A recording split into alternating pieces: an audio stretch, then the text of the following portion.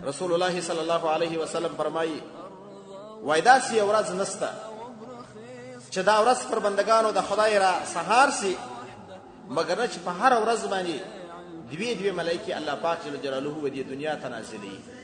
دیو ته الله پاک جل جلاله یو خاصه وظیفه ورکړې ده. یوه ملایکه داسې وایي الله ته خواست کوي چې ای الله پاکه هغه څوک چې هغه ستا په لار کې ستا د بندګانو سره کومک کوي خدای د دې عوض ورکړه. څوک ورته دعا کوي؟ ملایکه.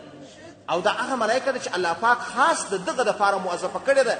روزانه یې الله پاک جل جلاله و دې مځکې ته رالیږي د دې دپاره چې کم مسلمانان دنیاداره د نادارو مسلمانانو سره کومک وکړي دا ملایکه ورته دعا کوي چې الله پاک هغه کسان چې ستا په لار کې ستا د بندګانو سره کومک کوي خدای د هغې عوض ورکړي. بله ملایکه چې روزانه راځي هغه شرا کوي. د الله رسول صلی الله علیه وسلم فرمایي داسې فرمایي اللهم آتی ممسکا طلفا. خدای هغه څوک چې خپل مال یې په خپل لاس کې ټینګ کړی دی او د مسلمان حاجت نه په دفع کوي او خاص خپل د ځان دپاره رهنما جوړ کړی دی خدای د هغه سړي په مال کې تلف واچوه. خدای یې وفت پر مسلط کړه. وره شره د ملایکه و.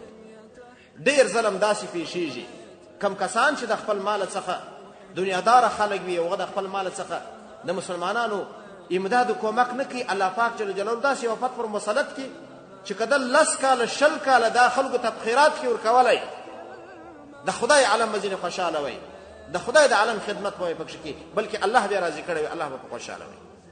مګر خدای په خپل اختیار باندې د الله په لار کې نه ورکړي نو الله پاک یو ټکه پر سیده کړي په لکو لکو تاوانونه ور ورسوي.